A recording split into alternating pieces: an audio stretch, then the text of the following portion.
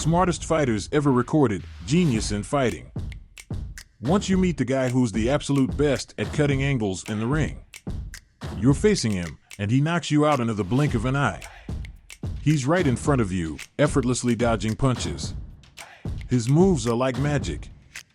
One moment, he's in your face, and the next, he's somewhere else, throwing punches that you never saw coming. But let's be real, making a living by getting punched in the face isn't exactly the express route to a PhD. After years of being in the ring, a fighter excels in their ring IQ. It's like a mental game. If you control your mind, you control everything. Fighters showcase their IQ in various ways, whether it's a spontaneous decision that leaves opponents baffled or a well-thought-out plan to gain the upper hand. Today, we're delving into the genius moments in the ring, some iconic, some just downright clever. Get ready as we explore those moments when boxers display infinite IQ in the ring. Meet Naseem Hamed, a silent mystic whose predictions often turned into reality. In the dynamic world of boxing, Hamed stands out as one of the most polarizing figures in history. Adored by his fans and despised by his opponents, his in-ring swagger caused quite a commotion in the mid-90s. Known as the Prince, Hamed showcased exceptional skills, destroying his opponents with precision, speed, and accuracy. His playful and demoralizing antics could easily fill a video on their own, and his defensive slips often led to brutal knockouts. Yet, amid all his showmanship, one tactic stood out: his ring entrances. From recreating the Thriller music video to making a grand entrance on a carpet like Aladdin, Hamed knew no boundaries, not even in the length of time. Many of his entrances lasted a solid 10 minutes, leaving his opponents waiting in the ring. The Prince was not only a showman but also a dynamic puncher, holding multiple records for knockouts in under 60 seconds. If he didn't relish tormenting his opponents so much, he could have easily scored a dozen more first-round knockouts. Beyond the joy of showcasing his dance moves, there was an intimidation factor to his entrances that cannot be ignored. For all these reasons, Naseem Hamed rightfully earns his place in today's video. Imagine if boxing was taught in a martial arts studio. The ultimate achievement would be earning the highest belt for mastering the skill of counterpunching. While many boxers focus on moving forward with raw power to score knockdowns, some of the most destructive knockouts in boxing history were actually set up by well-executed counterpunches. One standout in this art is the legendary Mexican boxer, Juan Manuel Marquez. Though not the most graceful fighter, Marquez spent 25 years perfecting his craft, making him one of the best pure counterpunchers ever. In 2012, at the peak of his experience and skill, Marquez faced Manny Pacquiao for the fourth time. Their previous encounters were close, hard-fought battles, with Pacquiao often outsmarting Marquez to stay undefeated.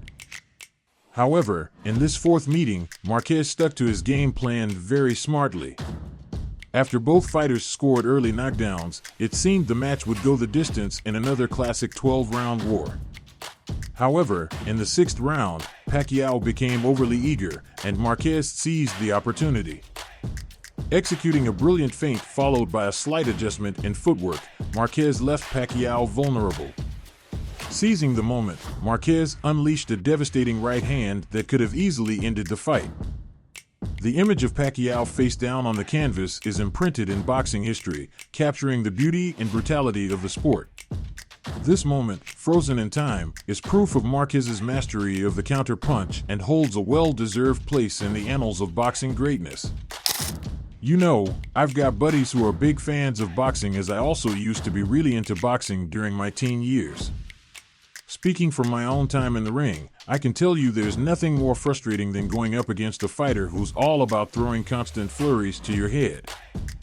They call it shoe shining, and it's like they're throwing punches just to keep you on your toes. Sugar Ray Leonard was a master at this, especially back in his amateur days. He turned it into an art, using those quick punches not just to impress the crowd, but to score points with the judges. Now, the shoe shining alone might not be enough to make it big in the boxing world. There are fighters out there who know how to handle that kind of threat. Take Marvelous Marvin Hagler, for example. He wasn't fazed by those flashy flurries. A few quick shots weren't going to stop him. Ray Leonard had bigger dreams, though. He wanted to be known as the greatest, and to get there, he had to beat the best. Against tough opponents like Hagler, Hearns, and Duran, all elite fighters in their own right, Leonard's strategy was pure genius. Here's the thing, Leonard would start throwing those flurries right at the end of each round, making it look like a close call to the judges. It was like a 30-second burst of action that swayed their decision in his favor.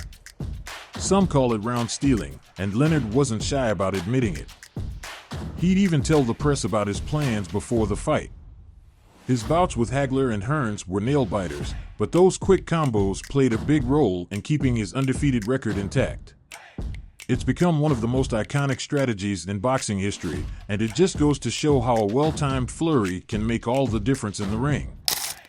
As we're diving into the world of boxing, the main player here is Vladimir Klitschko.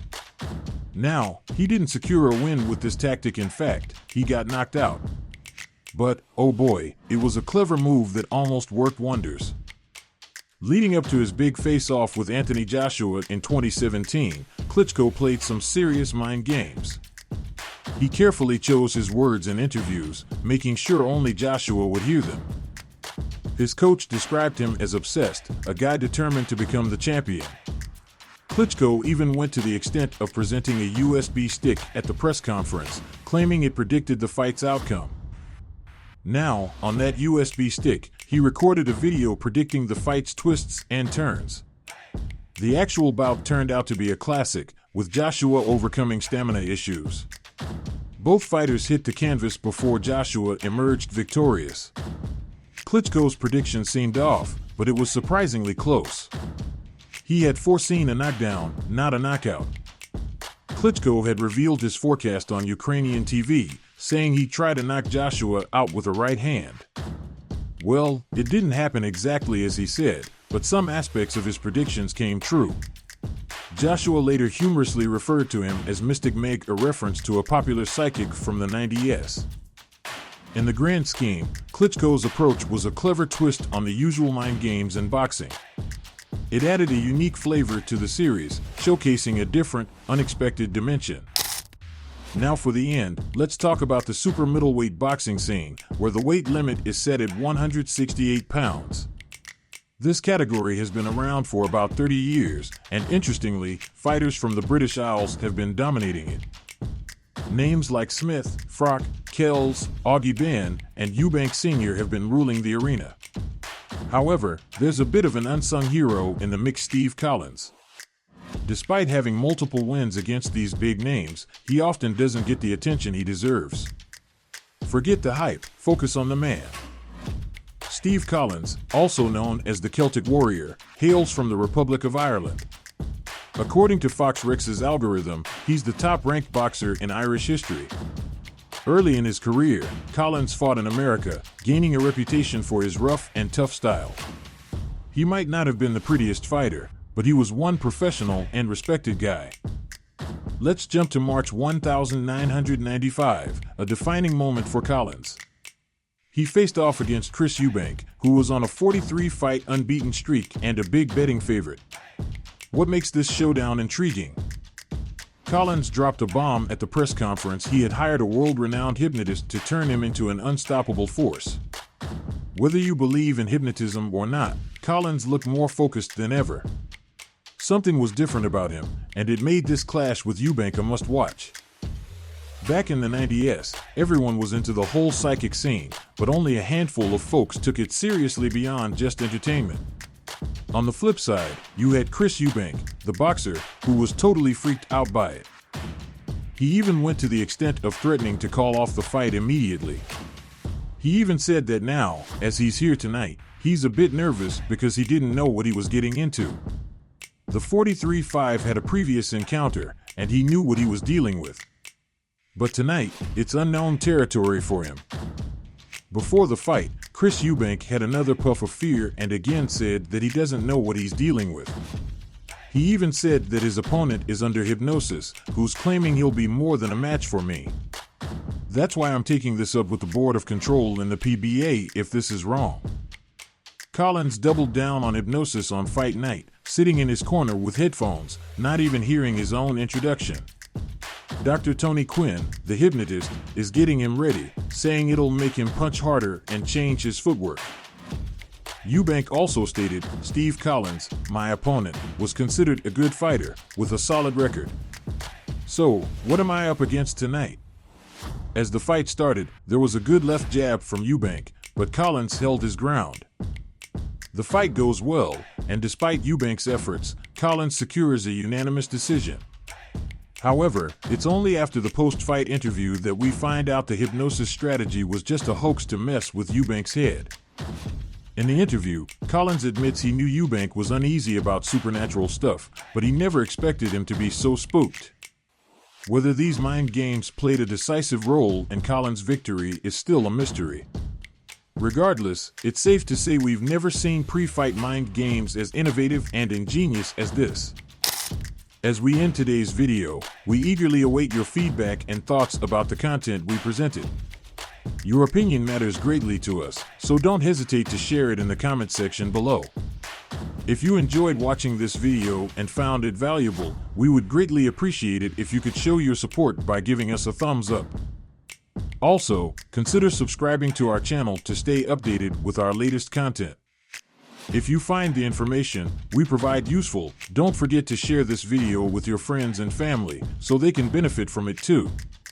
Make sure to press the bell icon to receive notifications about our upcoming videos. Until then, stay tuned, take care, and thank you for being a part of our community.